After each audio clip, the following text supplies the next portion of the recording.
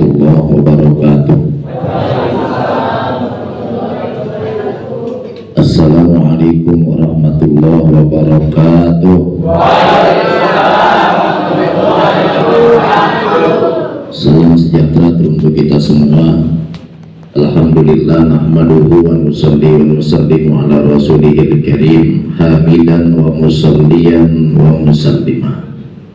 Amma ba'du, hadratal mukarramin wal muhtaramin, para bapak, ibu, saudara-saudari sekalian, bil khusus kepada keluarga besar Yayasan Diananda, keluarga besar Sekolah Kristoforus, para ibu, bapak dewan guru sekalian, para aparatur pemerintah, Bapak RW, Bapak RT, seluruh para aparatur negara dari kepolisian dan TNI yang hadir pada kesempatan sore menjelang maghrib hari ini.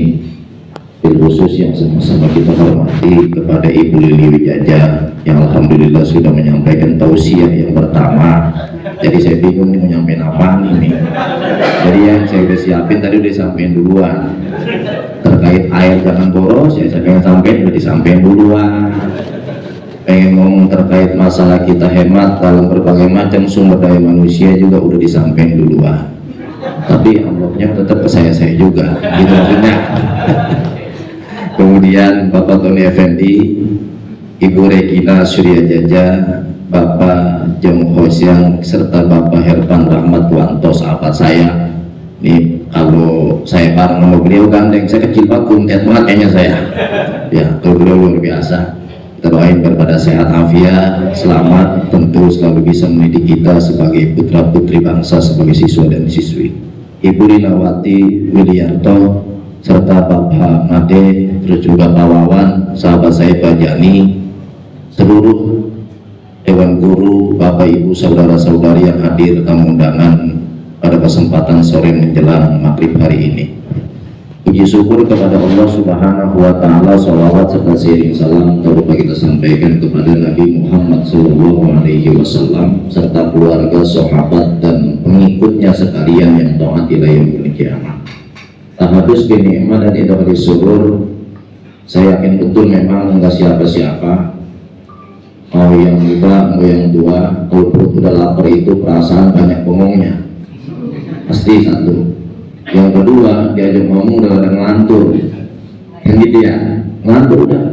Satu ditambah satu, jawabannya udah gak tahu, emang perut lagi lapar, gitu.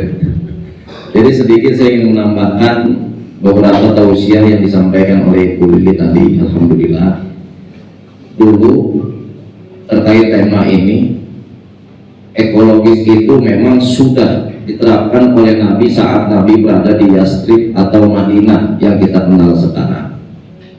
Kurang lebih 2049 hektar tanah lahan padang gurun, tempat untuk mengembala unta dan domba di Madinah itu dijaga budayakan oleh Nabi Muhammad SAW untuk kelestarian dan keberlangsungan alam, supaya manusia itu bisa mengenal dirinya, bagaimana dia bisa hidup karena bantuan dari bumi yang telah dia injak, dan bagaimana dia bisa hidup karena bantuan dari air yang telah mengalir, bagaimana dia bisa hidup daripada apa-apa yang telah diberikan Allah kepadanya.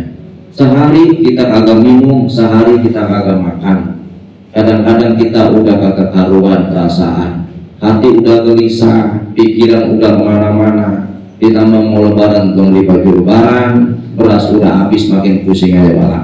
Begitu kan dulunya ya. Jadi ekologis itu bagaimana kita itu bisa menjadi seekor burung jalak kebo dan bisa menjadi seekor kerbau.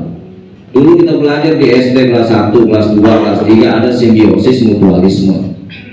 Ketika kerbau yang begitu gagahnya bisa nyeruduk orang, dia itu merasa gatal dirinya dan sangat berterima kasih kepada burung jalak yang telah mengambil kutunya di atas dada kebo atau pundak kebonya. Ya, kalau zaman dulu di kita masih banyak kerbau itu, ada sawah, ada ladang. Sekarang itu memang sudah banyak bangunan. Jadi kita ngomongin yang namanya kerbau itu paling banter di Serang atau di daerah Pandeglang sekarang. Kalau lebaran haji ada yang dagang 1-2. Jadi kerbau itu berterima kasih sama burung jalak, dan burung jalak berterima kasih sama kerbau karena dia kenyang makanin kutunya kerbau. Begitupun kita itu harus berterima kasih kepada bumi, air yang telah memberikan sumber daya buat energi dalam hidup kita. Karena manusia tanpa minum dia bakal lemes, tanpa makan dia bakal lemes, tanpa ada tempat tinggal dia kehujanan, ada geluduk dia kesambar petir geledek akhirnya mati mendadak gara-gara nggak punya tempat tinggal.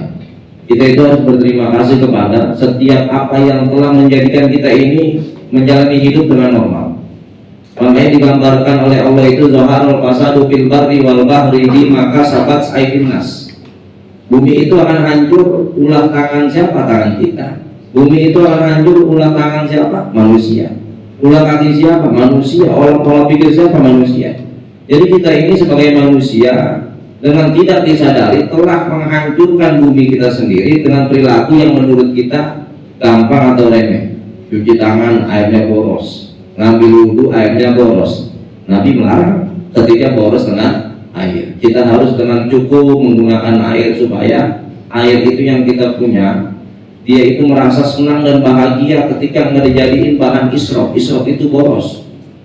Satu, terkait dengan air. Yang kedua, terkait dengan apa yang Allah berikan kepada kita sebagai bentuk daripada rezeki kita, misalnya uang yang kita sebut di Indonesia. Di Arab ada rial, ada dinar, ada dirham dan lain sebagainya. Kita itu harus bisa menggunakan uang kita itu bagaimana uang yang Allah berikan kepada kita ini besar dan nggak pernah merasa kita kurang. Ini yang susah beli. Dari kata beli kita cukup hidup apa adanya, itu yang susah. Sehari dapat duit cuma 30.000, padahal kan bisa buat beli ikan asin 5.000, berasnya yang setengah liter 7.500, ya udah seliternya 15.000. Kemudian kita makan bareng sama anak istri ditambah sayur asinnya 5.000, selesai urusan. Karena kita yang kurang bersyukur akhirnya ini kalau begini mulu lama-lama udah nggak betah hidup, pengen bunuh diri aja di halte kan bunuh diri ukurannya. Kata-kata dapurnya cuma 30.000, padahal kan emang udah segitu jatahnya. Nggak bisa.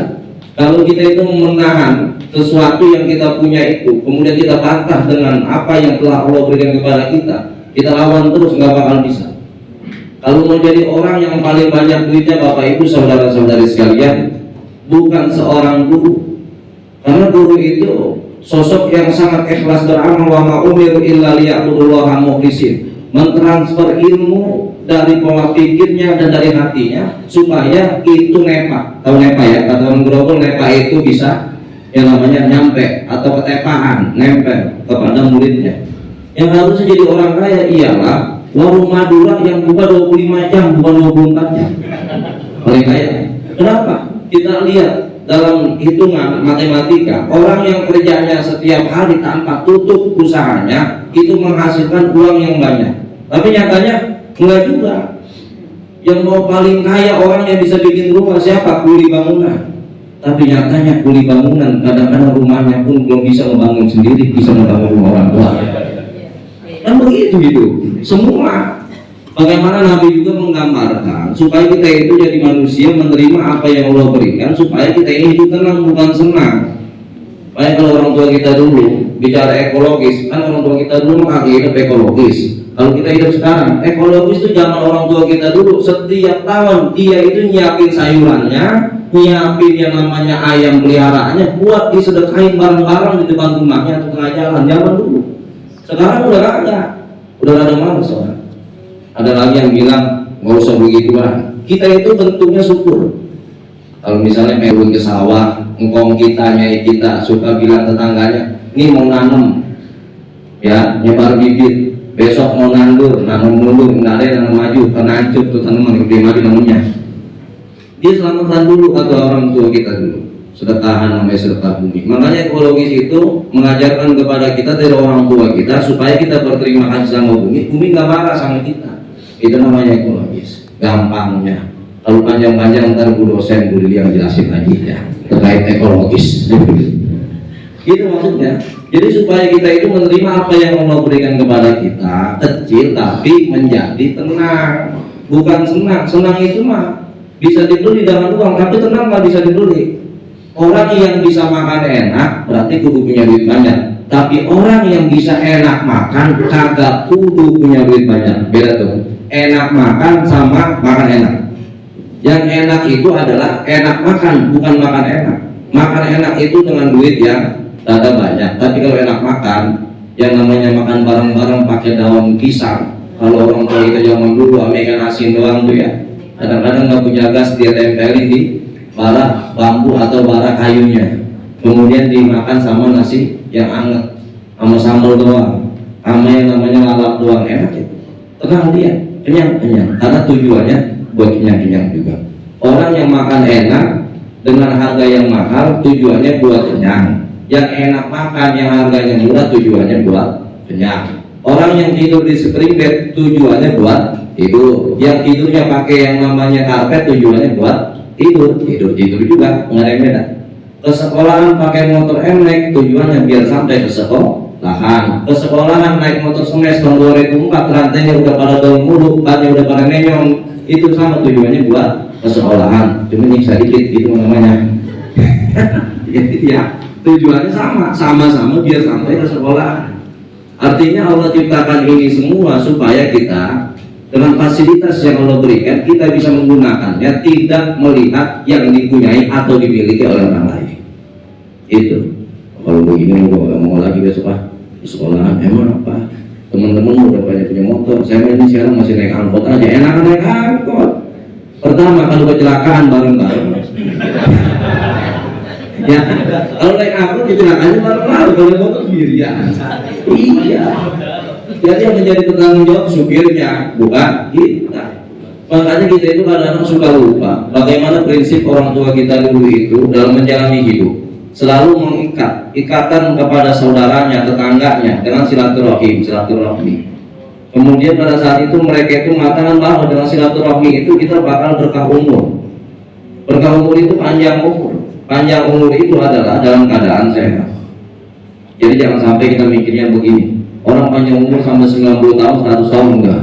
Orang yang panjang umur sesungguhnya walaupun dia usianya 30 tahun tapi dia bisa bermanfaat. Khairun nas anfa'uhum linnas. Begitu. Makanya kalau kita lihat perjalanan orang tua kita sampai kita jadi sekarang ini semua, dari segi agama apapun mengajarkan kepada kita orang yang selalu menerima apa adanya, qanaah, selalu bersilaturahim antar sama saudara tetangga supaya hidup tenang, enak, tentram. Ketika dulu saya masih kecil ingat, ketika mau takbiran dikirimin kue Cina, kue keranjang oleh tetangga. Ketika imlek kita ngirimin lagi yang namanya kue ketapang atau misalnya kue getas yang gigi pada copot begitu kita bikin. Ya. Kenapa? Karena itu salah satu bentuk supaya kita itu berkah umur. Karena berkah umur emang udah suatu sistem yang bakal balik ke diri kita sendiri. Kita baik sama orang, pasti kapan waktu kita dibayar sama orang. Kita jahat sama orang, kapan waktu kita bakal dijahatin sama orang. Contoh kecil, ketika beberapa bulan lalu saya berangkat ibadah umroh itu ke Mekah dan Madinah. Saya baru sampai Madinah, bibir udah pada pecah-pecah, pada kering, pada hitam bibir saya. Saya bilang begini nih, kalau saya tukang ngomong ceramah mulu, cuma ngomongin orang, akhirnya bibir saya pada hitam begitu. Itu salah satu bentuk bagaimana ketika hidup ini kita kudu sadar diri, apa yang kita lakukan pasti akan kembali kepada kita. Kita baik sama orang, maka orang pun akan baik sama kita. Itu pasti.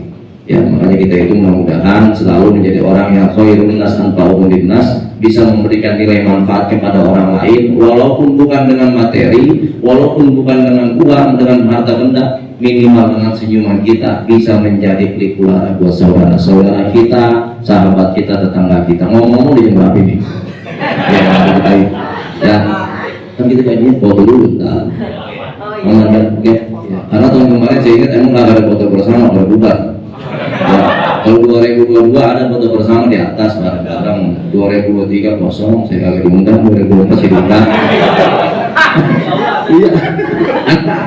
2020 diundang lagi. Pokoknya Pak Herman besok jangan lupa. Ya, ingat saya terus. Saya juga selalu ingat Pak Herman.